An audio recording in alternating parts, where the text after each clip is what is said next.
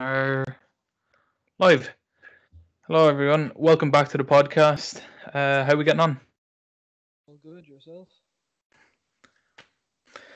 I am not too bad. So today we have a very special guest. So how about you introduce yourself? Uh, my name is David J. Fielding, and you might know me as Zordon from the Mighty Morphin Power Rangers. David, it's been a long while trying to get you on this podcast, and we are so happy to finally have you on. Yeah, I'm happy to be here. So, Right, so I guess we'll dive straight into it then. So, obviously, you're Zordon in Mighty Morphin Power Rangers, which is probably of all the Power Ranger series that have been out, Mighty Morphin is probably the most profound, uh, and they based the remake and all off of that. So how did you actually get into that role? I started studying acting in high school, and then I got my undergraduate acting degree at a school here in Texas called Southwest Texas State University. And I made a lot of friends while I was there. And when I went to the East Coast to the University of Pittsburgh to get my master in fine arts, a lot of the friends that I had made in Texas had moved out to California. So when I joined them 3 years later, one of my friends, Stacy Fish, was actually working at Saban at the time. She was a second assistant director on a number of their direct-to-video movies that they were doing. And she was also working on this pilot that they were shooting for a kids show. And I had just been in LA for a couple of months. I had just moved there. And she asked me if I wanted to come down and audition. And I said, well, sure, that's what I'm here for. And I expected it to be like any other audition. There would be like 15,000 guys. I would go in, read lines, and then never hear anything. But when I got down to the Saban building that afternoon, turns out they were going to cast it that day, and they were going to film it next week. And there was only two of us there. No. And so that first guy went in, and he did his 20 minutes bit, and then I went in afterwards. And luckily, I was the one that they chose. And thank God for that, because you played a hell of a Zordon. Well, thank you. Well, they shaved all my hair off, so I gave some. Did you have any option there, or were they just like, we have to shave your head?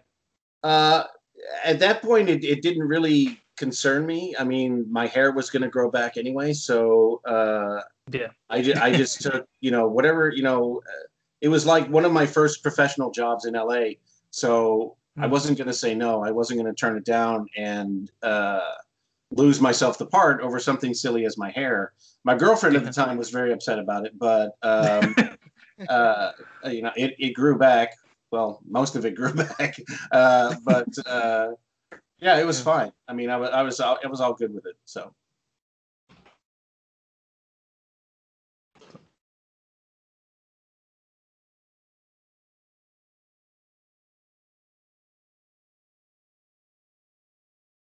I have to step away for a second. So, Willem, can you just continue there for a second? Yeah.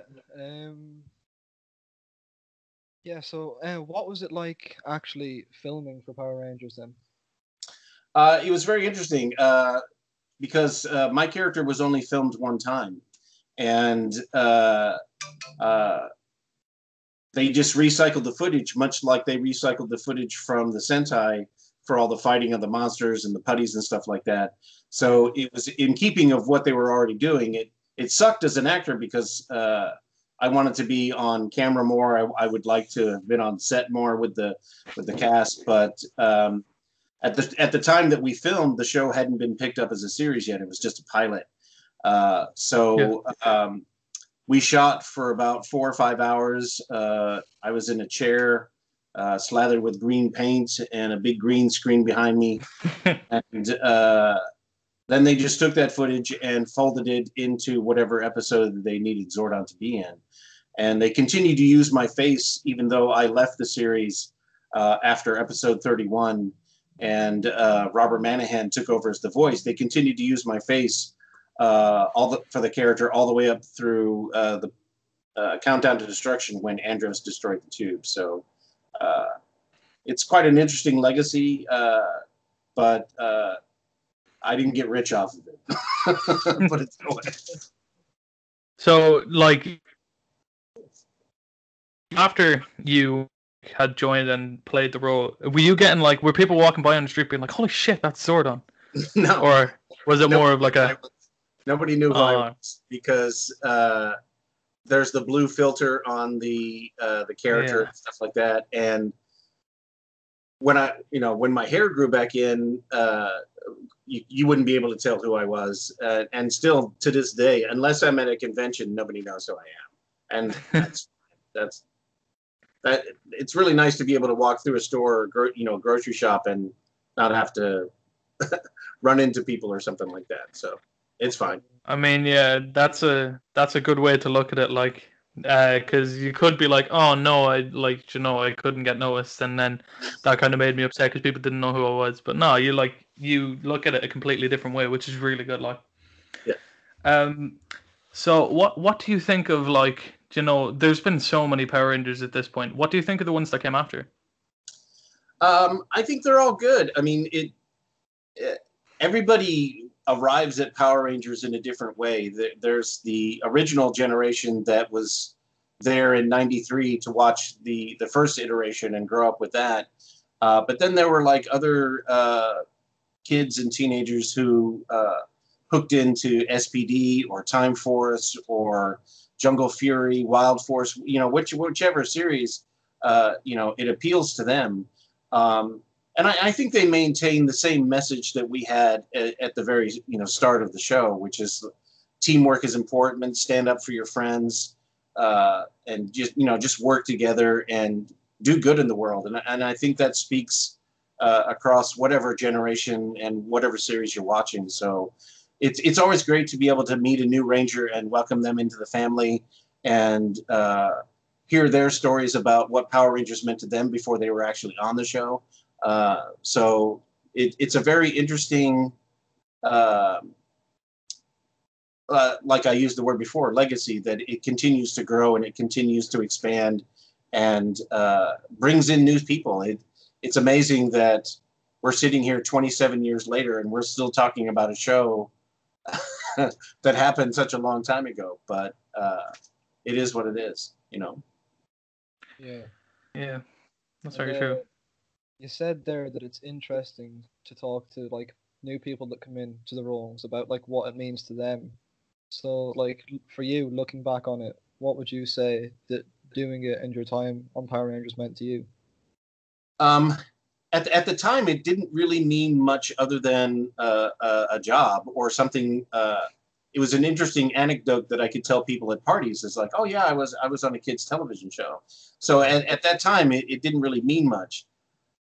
After attending conventions and meeting fans from all over the world, it's become to mean so much more because it's one of those things where you meet people from Indonesia or from South America, and it's not our differences that everybody talks about. It's everything that brings us together and what we have in common, what is similar between all of us. And that's the amazing thing to me. That's what it means for me, is that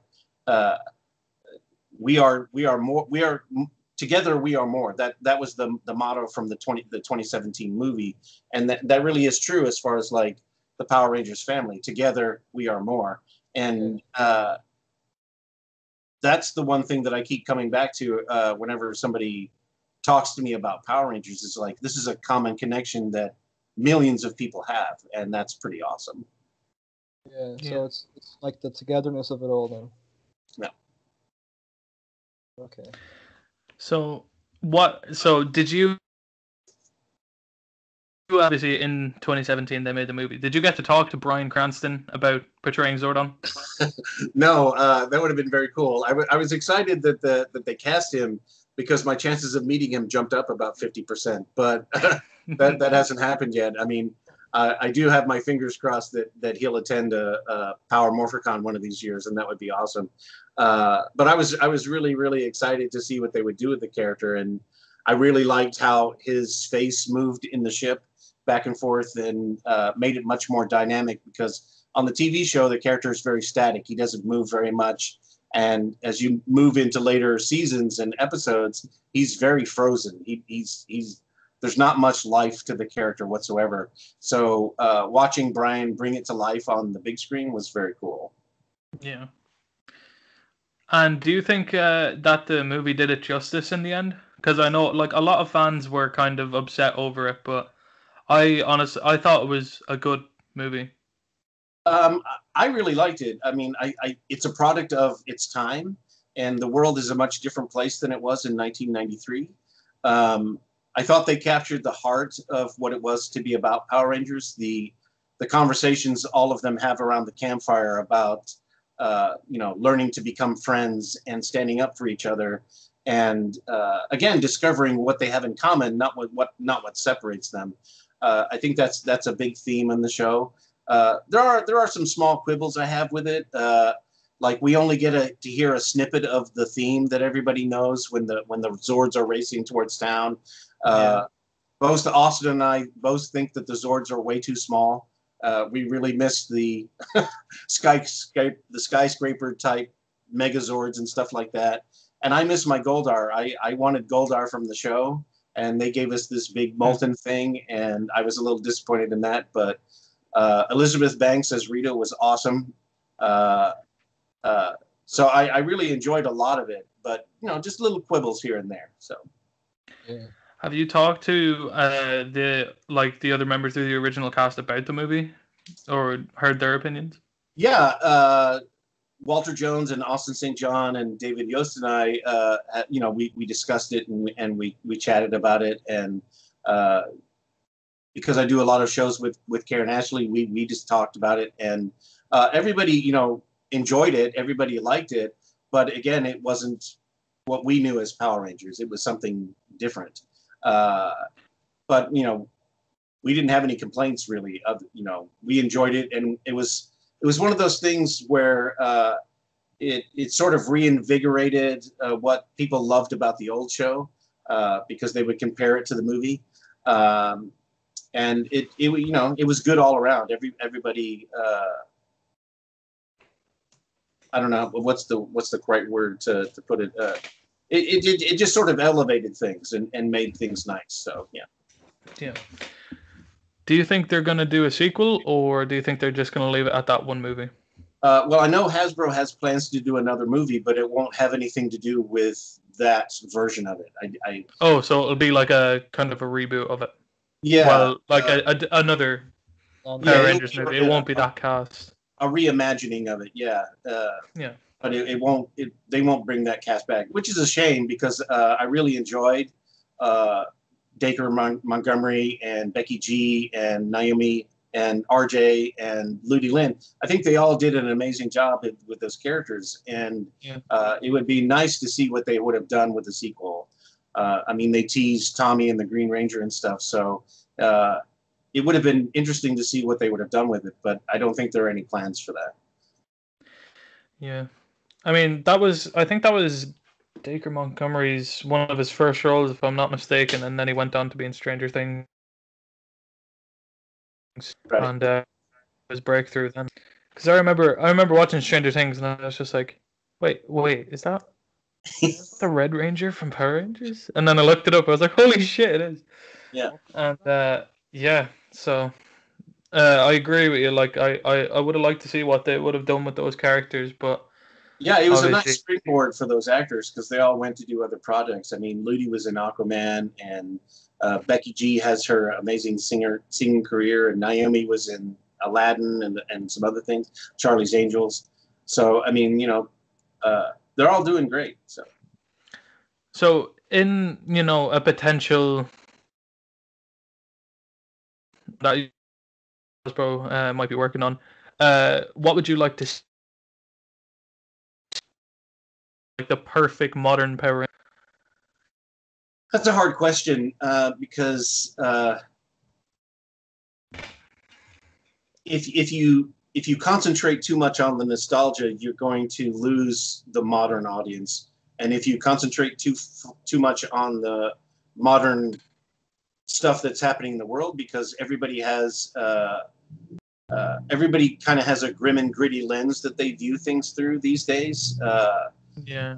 It's a lot of dark and shadow and all that kind of things. And Power Rangers back in 1993 was very bright and colorful and very simple in a way. So you have to find that balance between the two of acknowledging the nostalgia and what made the show fascinating for people in 1993, and then try to make it believable for people who are living in a post-COVID 2020 world, you know. So I don't envy the screenwriters trying to figure out the best way to do that. I know that there was some rumor that Hasbro's movie was going to be a time travel movie where the modern Rangers would go back to 1993 and somehow interact with the Rangers from that time. So if that is the case, it'll be very interesting to see how they make that work. If they're going to do some sort of motion capture and place them back into the footage of the original show, or somehow use some sort of movie magical CGI effect to meld it all together. We'll have to see. I mean, I don't know. Yeah. I think that making a time travel movie would be a pretty good move, and I agree with your like talking about the movies nowadays having a more gritty and dark kind of thing, because I think that was that was kind of the downfall of the DC movies, like the DC universe. Yeah. Because obviously Marvel kind of took a half-half approach where some of the movies that had this kind of, and then most of it is kind of bright because obviously it's Disney, so they have to keep it kid-friendly and colorful to make toys and stuff like that. But like DC kind of went a bit too far with the dark and gritty, and Yeah. uh, I think DC they tried to rush too quickly. Marvel had taken time from like 2008 to build this universe up to the Infinity War, and DC and the WB were just rushing really hard to try to keep up with that. And I think they rushed storylines, and because I like the movies, but I'm not a fan of the Snyderverse. I have issues with that, but that's a conversation for a different time, I guess. But since we're talking about Power Rangers, but yeah, like I said, the world is a much different place nowadays than it was back in 1993. Things, people are a little bit more serious about things, and that is reflected in the entertainment that we watch these days. Yeah. Honestly, I do think injecting a bit of color into it now would be a good thing, though, because we're kind of we're at a stage now where everyone's kind of down at the moment because every entertainment has kind of dropped off because of COVID, and everyone's stuck inside and not being able to do anything, and they're kind of alone with themselves, and the only real things on TV are kind of dark. Yeah, I don't know about you guys, but all of my like a Power Rangers movie come out. Yeah, I mean, all of my days seem to blend together, and everything seems very gray. So yeah, any injection of color, would be fantastic. So yeah, 100%, yeah. Because I'd you can even sorry, go on. Yeah, like I'd agree with what you're saying. Like it's very doom and gloom because of what's happening and stuff. Like yeah. Like you can even see here on screen, like you have this is the 20 obviously up here, and you can see they kind of went with the metal suits and kind of darker colors for. Whereas if you have I'll bring it up here. Yeah, I think that was influenced by Marvel with the Iron Man, and they wanted to sort of, have something identifiable for the audience that was familiar. Look at the difference here. Yeah. Here we got the cover of Mighty Morphin Power Rangers, very colorful, and then you got the cover for Power Rangers. Yeah. 2017. It looks a lot like it's an advertisement for a Marvel movie, and not like it's. Yeah. Well, That's your accounting and your marketing teams working together to Like, sell it to the public. So that looks like an Iron Man suit, yeah. But yeah, if kids see something that looks like Iron Man, they're probably going to be more likely to go, it's Iron Man, and then go and see that. Yeah, I mean, it's also based on the last 20 or the last, I want to say like the last 15 years where movies have become much more realistic than what they used to be. And so when you think about Power Rangers and the fighting and stuff that they do, and you look at the spandex and you think, well, that's not very protective. That doesn't look like it's going to be a very good defensive measure against all of this bruising and battering that they're doing because of these fights. But then you have these new suits that offer some sort of armor protection and reflects stuff that happens in the real world. If you look at military personnel or police personnel that wear this assault stuff for protection, that's the kind of stuff that bleeds into your entertainment and your movies and stuff. So that's where the evolution of that comes from. Yeah. Because just like the old comic book, you look at the old Captain America uniforms, and it's just like it's very thin fabric. Yeah, like Lycra. Right, but then you look at Cap in the movies, and the design of his suit is very much set up for bodily protection, and it makes sense. Yeah. Protective. Yeah, because I don't think you're gonna survive gunshots in this kind of, spandexy armor. It's always surprising that they survived all those explosions too, but there it is. Yeah, but there's a kind of charm to it as well, being like it's not just in the suits that they're protected. They got each other as well. Yeah, I mean, if they had explained it that it was some sort of Eltarian material that was super, super strong, then stay with the spandex. Why improve on that? So. Yeah, that's true. Yeah. I think for me, looking at it there, I think when you compare like the two pictures, like the movie one with like the iron suits and stuff, it does look like it's a lot more serious, whereas the original, it kind of looks like it's not as serious. It's more kind of appealing to the younger eye. Yeah, that's the thing. Yeah, because when you look at the original Power Rangers, you realize that it's obvious that it's the target audience is kids. Yeah. Because it's very colorful, and they're a bunch of friends having this kind of fun. It's for kind of around like kids or preteen. But then you look at the new one, and it's kind of looking more geared more towards the older audience. More focused on teens. Yeah, exactly. Yeah, it's got a bit of an edgier feel to it. Yeah. Even in the thing, even in the movie, doesn't I'm so sorry, but I cannot remember the name of the character. However, I will look it up right now. I apologize. I haven't seen this movie in so long. Right. But Billy. There we go. Yeah, he pretty much dies in the movie. And spoiler alert. I apologize. And that entire part is it's not even that it's dark. It's just in extremely depressing. Like obviously he comes back, but there's like a whole 20-minute segment where you're like, oh, that's it. Well, I think that's a function of the more modern and sort of cynical way that we tell stories to each other nowadays. It obviously wasn't made for a grade school audience. It was made for a much more of a over 15 young adult audience. So it was different altogether.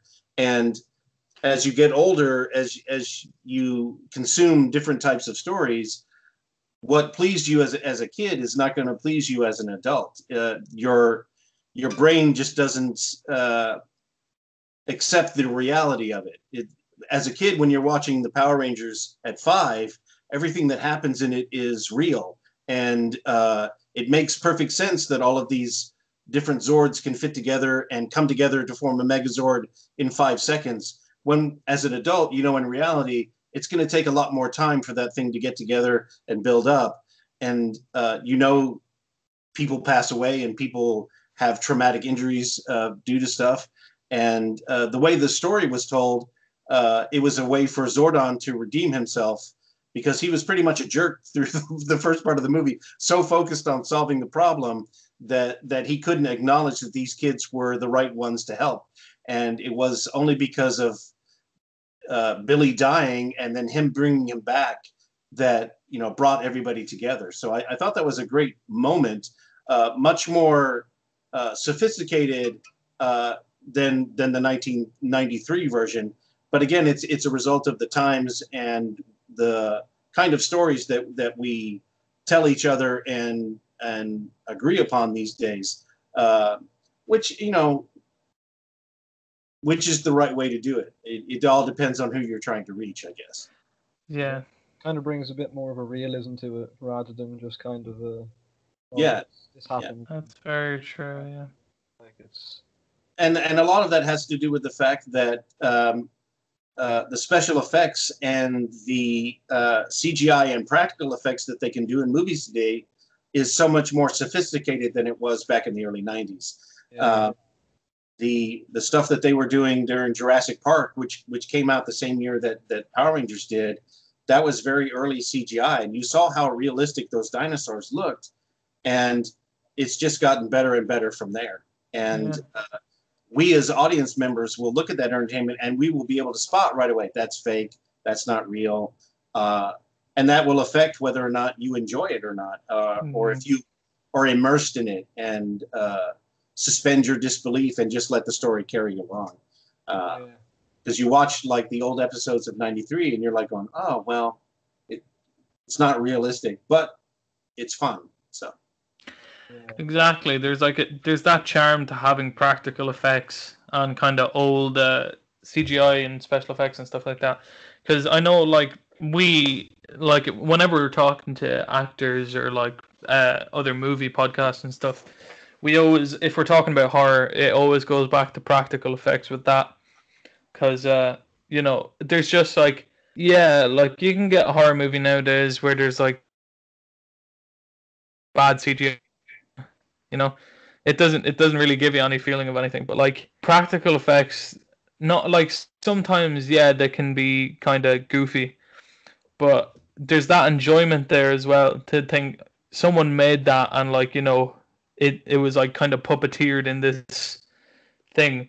Because the movie I always go back to is The Thing, John Carpenter even, and you know, like the practical effects in that movie are just absolutely phenomenal. Like, yeah, because the actors are in the room still with kind of like they still stand up today.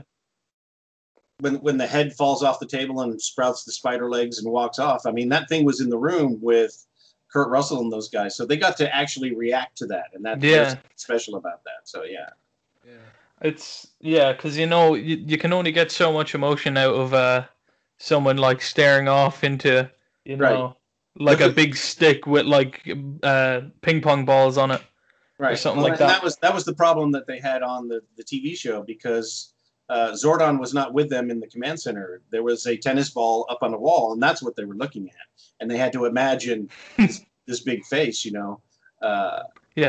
But had I been there on set with them, it might have been a little bit different. You know, the reactions might have been. And that's the one thing that I was envious about the 2017 movie, is that you know, it was very clear that they were reacting to Brian's performance as Zordon, and it wasn't like they were just looking at a wall. I mean, he was either with them on set or just off camera, and they were able to get a much better interpersonal reaction with that kind of thing. Yeah. I think another kind of way to look at that would be like the whole like thing about having the practical skills, like Dara said, to actually be able to make the costumes and the sets, and then comparing it to just a lot of stuff being done with technology nowadays. Like, I mean, yeah, like nothing against you know, like CGI and stuff like that, because there have been some absolutely amazing things. Phenomenal. Even if you look at the difference between, you know, Iron Man 2000 versus, so like Robert Downey Jr. wearing a whole costume that was custom built for him, and then going to Endgame where he has like I think a chest piece, and Yeah. then that's it. And Yeah. there's just he's wearing just a bodysuit with dots all over it, Right. and just seeing how realistic it still is, like, but like I'm nothing against Oh no, like, CGI and special effects, but you know I still do find that there is a charm to practical, and even like there's a lot more satisfaction to it. back in '93 when might exactly, yeah, but like even back in '93 with Mighty Morphin Power Rangers, like that effect, you know, it wasn't so heavily, you know, like CGI, so you could like there's still that charm to it as well. Yeah. But when you can see something is clearly like, you know, not real, you're just kind of like, obviously sometimes it's absolutely incredible, but then there's sometimes where you're just like, okay, you know. Sometimes it must be overused as well. Yeah, like I'm a movie now that kind of overuses it, but you know, even like with the Marvel movies, I love them, and the effects are incredible. But then you know, in the big battle scenes, everyone kind of blends together, and you don't know who you're watching or what you're watching or what if who you're watching is real or Yeah. if it's just a bunch of CGI looking like a lot of people. Yeah. Yeah. So yeah. I don't know where to go from that, but yeah. Anyway, the series. So in the series, when they were using the obviously the Zords and the Megazords, was that kind of scaled? So would it be like a lot? Like obviously they didn't make a huge uh robot that was the size of a building and then use that. But I was just wondering how they did it Well, I in mean, the start. that sort of technology and the way that they are filming that uh, was pioneered back during the early Godzilla years, where it's a person in a suit, and the set is shrunk down so that a man-sized figure can actually walk through uh, a city with buildings that come up to their to their waist or whatever, and makes them look extremely giant. So I mean, it's all very practical effects. It's very obviously not realistic, but because the scale matches to what you think this thing is, your mind goes, okay, well, I can accept that. And again, it's a time honored tradition of uh, practical special effects where you actually put somebody in the suit and they're actually moving around and reacting in real time to getting hit and that sort of thing. Uh, but I'm sure there are little snippets of behind the scenes stuff from the Sentai that you can find anywhere and check all that stuff out. But Yeah. those guys are some unsung heroes of battling big monsters in these suits, and nobody knows who you are. So Yeah, I think it's kind of creature effects like workers because we were talking to his name comes back to me now hopefully.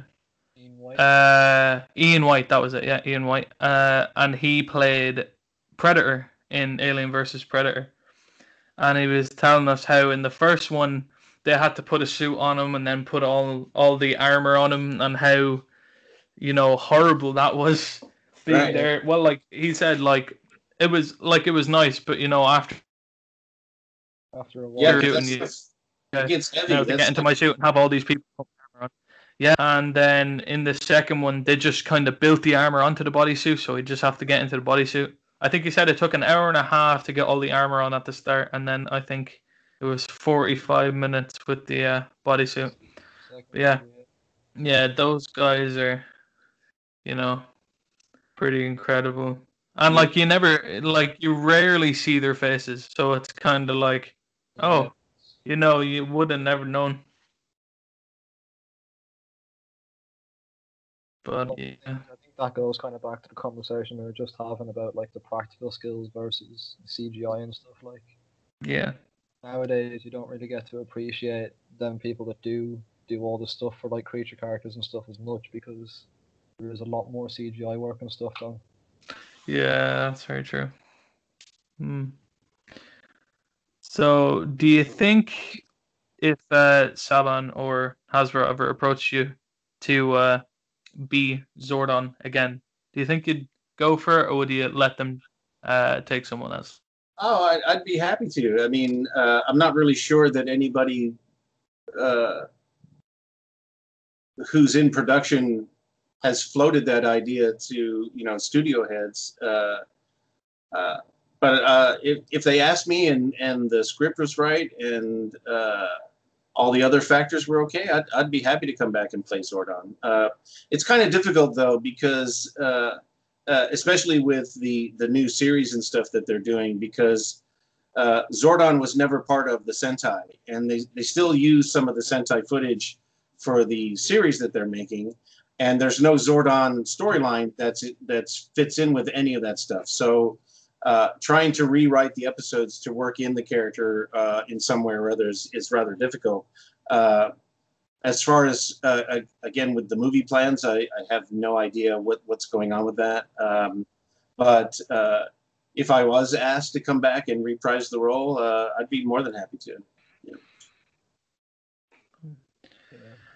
Yeah. Do you ever have people, like you were saying, obviously you go to a lot of Comic Cons and talk to a lot of fans. Do you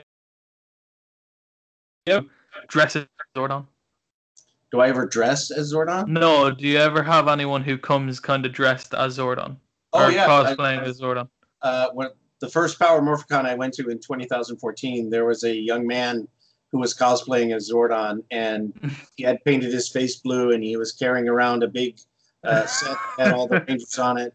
It was amazing, and I've seen other cosplayers who will try to create like a power chamber. It's very creative. All the cosplay that I've ever seen for no matter what franchise it is, whether it's Power Rangers or Alien or whatever's popular, Transformers, Teenage Mutant Ninja Turtles. It's awesome that somebody is so inspired to use their creative energy to recreate the costumes from something that they hold very near and dear to their heart.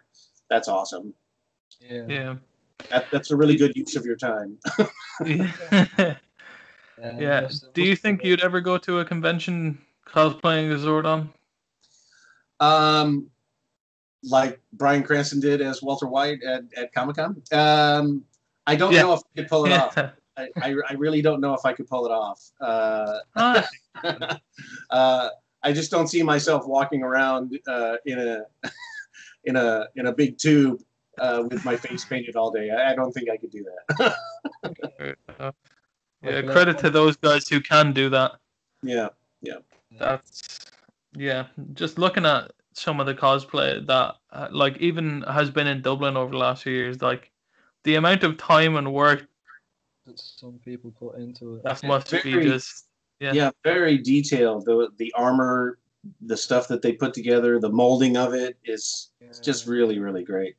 Yeah, like you have to have some skills to do that. Like some people just kind of pick it up, and then some people work on TV shows or they're engineers and they know how to work with these kind of substances and make actual physical armor, right? Which is insane. I know people have made like their own. I've seen of like they have their own kind of. I think some guy who cosplayed as Batman has what is it? I think it's the world record for the Batman cosplay with the most gadgets, and I think I had like 200 and something gadgets in this one suit. And I was like, how long do you work on something like that to get all these things to fit in the suit? Right. And it's just insane. I don't know if I'd ever be able to do it. When I was gonna go to Comic-Con, I went the kind of simple route, and I was gonna go as Ash Ketchum from Pokemon. That was a few years ago now. Yeah, no, who could you imagine me? But like, I had the whole thing. I had the hat. I had the kind of jacket, and yeah, like just the difference between getting those things off of Amazon and then building your own proper like entire mech suit or something like that Right. is just fascinating. Like honestly, what do you think? Like obviously you've been to a good few Comic Cons, so what would you say is the best cosplay you've ever seen? I saw a Hulkbuster, the Hulkbuster armor, which was this 12-foot tall construction. The guy was on stilts on the inside of it, and the face would open up, and it was just this amazing, gigantic recreation of the Hulkbuster armor, which was just mind-blowing. It was just amazing to watch that kind of thing. So yeah, that must have taken like months or yeah. I mean, people put years and stuff to build even. Yeah. Yeah, it's insane. Have you ever seen like the Transformer cosplays? Yeah, I've seen a number of them, and I've seen like the little kids who can fold down into the car and stuff.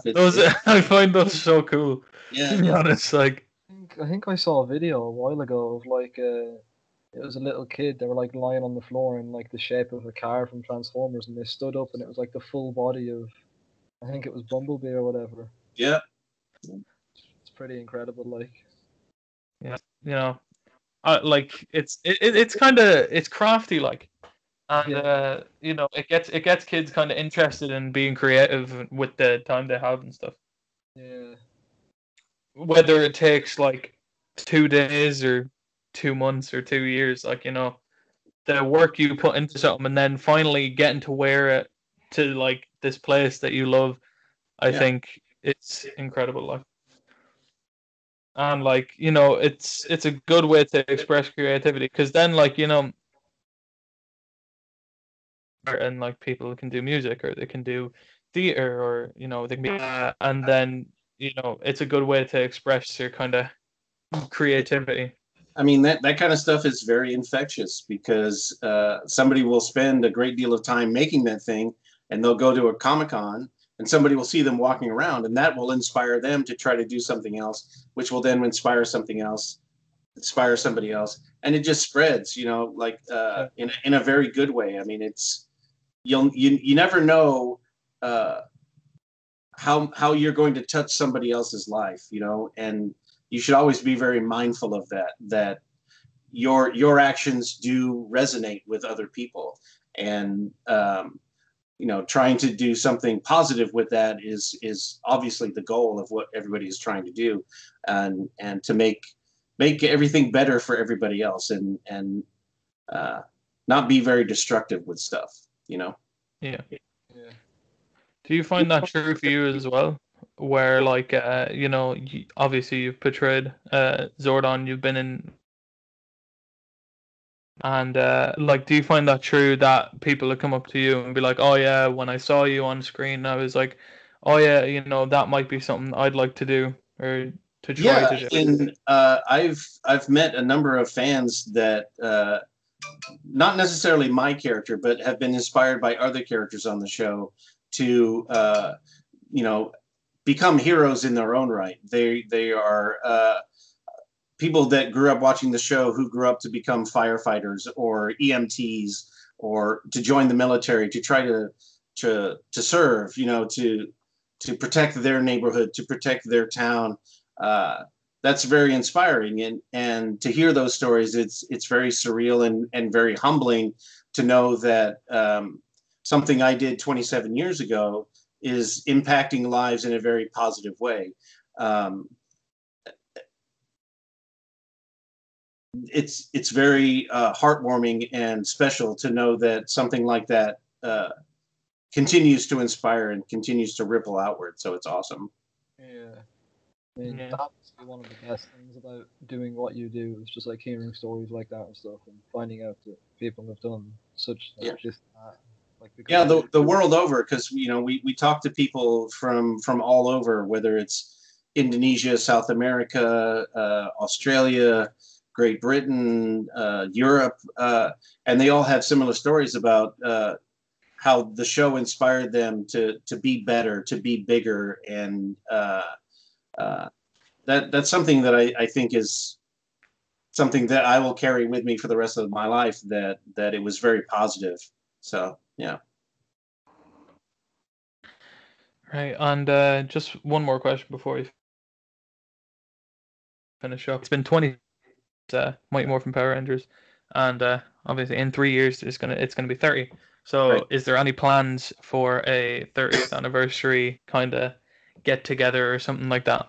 Oh, I'm sure there will be. I haven't heard anything right now, but I can't imagine that anybody will let the 30th anniversary of Power Rangers pass by without something happening. Oh yeah, 100%. So Hasbro has the license now. I don't know what they have planned or anything like that. So I look forward to, if I'm still around at that point, to see what that's all about. So very exciting to see it. Well, we look forward to it too. And David, I just want to thank you so much for coming on today. My pleasure. It's been an absolute pleasure Having to finally talk able to to you. get together. So, if people want to find you and get in contact or just kind of look at your stuff, where can they get it? Well, they can find me on Twitter at David J. Fielding. They can find me on Instagram at DJ Fielding _Zordon. And if they do a search on Facebook for Zordon, my Zordon page should pop up on Facebook as well. Cool. All right. Well, thank you so much for coming on again. It's been a pleasure talking to you. And for everyone who watched and listened, thank you. Make sure you like, subscribe, comment, tell your grandma about the podcast, and take your handy. Have a good day.